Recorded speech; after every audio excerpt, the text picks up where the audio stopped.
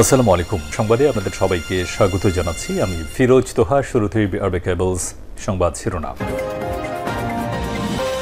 পুরোদমে Iran, Israel এবং নিরীহ ফিলিস্তিনিদের মাঝে ভয়াবহ যুদ্ধ চলছে হামলা পাল্টা হামলা।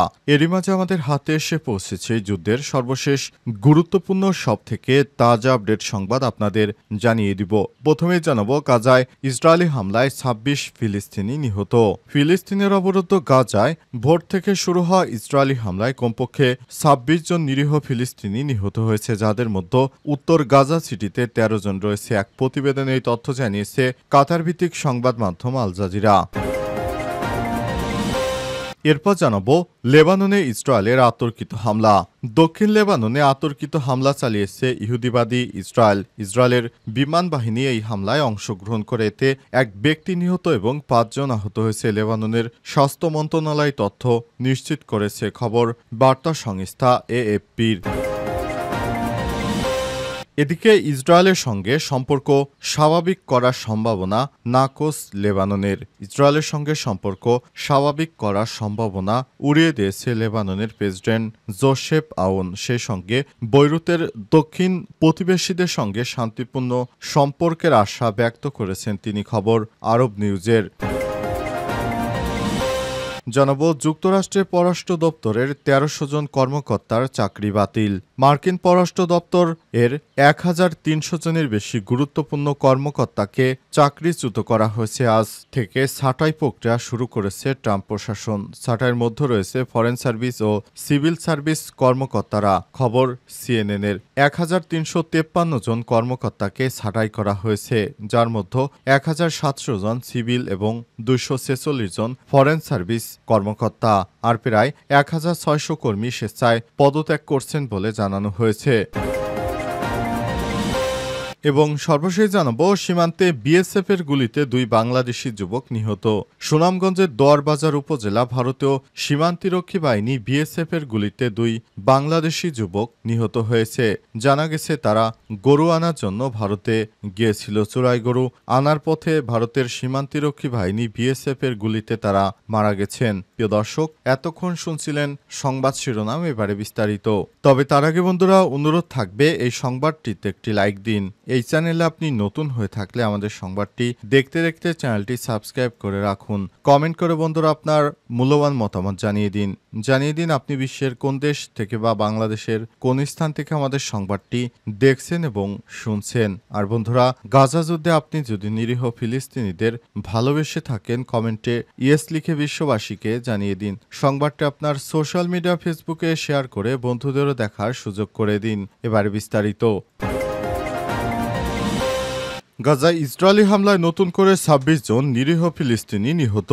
ফিলিস্তিনের অবরুদ্ধ গাজা উপত্যকায় আজ শুরু হওয়া ইহুদিবাদী ইসরায়েলের হামলায় কমপক্ষে নতুন করে ২৬ জন ফিলিস্তিনি নিহত হয়েছে, যাদের মধ্যে উত্তর গাজা সিটির ১৩ জন রয়েছে। এক প্রতিবেদনে এই তথ্য জানিয়েছে কাতার ভিত্তিক সংবাদ মাধ্যম আল জাজিরা। প্রতিবেদনে আরও বলা হয়েছে, গাজা সিটির পূর্বে তোফা এলাকায় জাভা স্ট্রিক্সে একটি বাসভবনে চালানো ইসরায়েলি বাহিনীর হামলায় কমপক্ষে ৪ জন নিহত এবং ১০ জন আহত হয়েছে।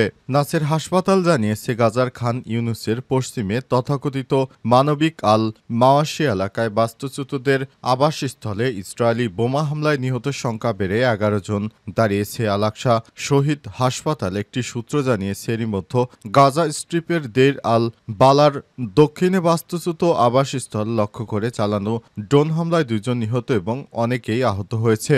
এদিকে ফিলিস্তিনি সংবাদ সংস্থা ওয়াফা জানিয়েছে, গাজা সিটির দক্ষিণ পশ্চিমে ইসলামিক বিশ্ববিদ্যালয়ের বিপরীতে জামাল আবদেল নাসার স্ট্রিটে বোমা হামলায় এক মা এবং তার ৩ সন্তান নিহত হয়েছে। ২০২৩ সালের ৭ অক্টোবর থেকে গাজায় গণহত্যামূলক হামলা চালাচ্ছে ইহুদিবাদী ইসরায়েলি সেনাবাহিনী, যাতে এখন পর্যন্ত গাজা স্বাস্থ্য মন্ত্রণালয় হিসেব অনুযায়ী অন্তত ৫৭,৮০০ জনের বেশি ফিলিস্তিনি নিহত হয়েছে এবং আরও ১,৩৭,০০০-এর বেশি মানুষ আহত হয়েছে, যা ইহুদিবাদী ইসরায়েলিরা এখনও হামলা অব্যাহত রেখেছে। লেবাননে ইসরায়েলের আতর্কিত হামলা। দক্ষিণ লেবাননে অতর্কিত বিমান হামলা চালিয়েছে ইসরায়েলের বাহিনী। এতে এক ব্যক্তি নিহত এবং ৫ জন আহত হয়েছে। লেবাননের স্বাস্থ্য মন্ত্রণালয় তথ্য নিশ্চিত করেছে। খবর বার্তা সংস্থা এএফপির। এদিকে ইসরায়েল জানিয়েছে ইরান থেকে অস্ত্র পাচারের সহায়তা করার অভিযোগে অভিযুক্ত এক ব্যক্তির লক্ষ্য করে তারা এই হামলা চালিয়েছে। ইসরায়েল ইরান সমর্থিত হিজবুল্লাহর মধ্যে মাসব্যাপী যুদ্ধবিরতি সত্ত্বেও লেবাননে এই হামলা চালিয়েছে ইসরায়েলি বাহিনী। লেবাননের স্বাস্থ্য মন্ত্রণালয়ের এক বিবৃতিতে জানিয়েছে ইসরায়েলি ড্রোন হামলায় নাবাতিয়ে জেলার আল নোমাইরিয়ার কাছে একটি গাড়িতে এক ব্যক্তি নিহত এবং ৫ জন আহত হয়েছে। তবে ইসরায়েলের সেনাবাহিনী দাবি করেছে তারা মোহাম্মদ শোয়েবকে হত্যা করেছে, যার বিরুদ্ধে লেবানন এবং অধিকৃত পশ্চিম তীরে অস্ত্র পাচারে সহায়তা করার অভিযোগ রয়েছে। গত ২৭শে নভেম্বর যুদ্ধবিরতি চুক্তির ফলে হিজবুল্লাহর সঙ্গে ১ বছরের বেশি সময় ধরে চলা সংঘাতের অবসান ঘটে ইসরায়েলে। তবে ইসরায়েলি হামলায় গোষ্ঠীটি মারাত্মকভাবে দুর্বল হয়ে পড়েছে। যুদ্ধবিরতি সত্ত্বেও লেবাননে বিশেষ করে দক্ষিণ ইসরায়েল নিয়মিত হামলা চালিয়ে আসছে। আজ লেবাননের প্রেসিডেন্ট জোসেফ আউন বলেছেন তিনি ইসরায়েলের সঙ্গে শান্তিপূর্ণ সম্পর্ক স্থাপনে ইচ্ছুক, তবে সম্পর্ক স্বাভাবিকীকরণ বর্তমানে লেবাননের পররাষ্ট্রনীতির অংশ নয়। ইসরায়েলের সঙ্গে সম্পর্ক স্বাভাবিক করার সম্ভাবনা নাকচ করে দিল লেবানন। ইসরায়েলের সঙ্গে সম্পর্ক স্বাভাবিক করার সম্ভাবনাকে উড়িয়ে দিয়েছে লেবাননের প্রেসিডেন্ট জোসেফ আউন। সেই সঙ্গে বৈরুতের দক্ষিণ প্রতিবেশীদের সঙ্গে শান্তিপূর্ণ সম্পর্কের আশা ব্যক্ত করেছেন তিনি। খবর আরব নিউজের। আউনের এই বিবৃতিতে গত সপ্তাহে ইসরায়েলি পররাষ্ট্রমন্ত্রী গিদেওন সার বিবৃতির প্রথম আনুষ্ঠানিক প্রতিক্রিয়া জানানো হয়েছে, যেখানে গিদেওন লেবানন এবং সিরিয়ার সঙ্গে সম্পর্ক স্বাভাবিক করার ব্যাপারে আগ্রহ প্রকাশ করেছিলেন। আজ প্রেসিডেন্ট দপ্তরে শেয়ার করা এক বিবৃতি অনুসারে আউন শান্তি এবং স্বাভাবিককরণের মধ্যে পার্থক্য করেছেন। একটি আরব থিঙ্ক ট্যাঙ্কের প্রতিনিধি দলের সামনে প্রেসিডেন্ট বলেছেন, শান্তি হল যুদ্ধ পরিস্থিতির অভাব এবং এই মুহূর্তে লেবাননে আমাদের কাছে এটি গুরুত্বপূর্ণ আর স্বাভাবিকীকরণ এটি বর্তমান লেবাননের পররাষ্ট্রনীতির অংশ নয়। লেবানন এবং সিরিয়া ১৯৪৮ সাল থেকে টেকনিক্যাল ইসরায়েলের সঙ্গে যুদ্ধ অবস্থায় রয়েছে। লেবানিজ প্রেসিডেন্ট ইসরায়েলকে সীমান্তের কাছে ৫টি পয়েন্ট থেকে সরে যাওয়ার আহ্বান জানিয়েছে, যা তারা এখনও দখল করে রেখেছে। ইরান সমর্থিত হিজবুল্লাহর সঙ্গে যুদ্ধ শেষ করার লক্ষ্যে নভেম্বরে স্বাক্ষরিত যুদ্ধবিরতির আওতায় ইসরায়েলকে দক্ষিণ লেবানন থেকে সম্পূর্ণরূপে প্রত্যাহার করার কথা ছিল।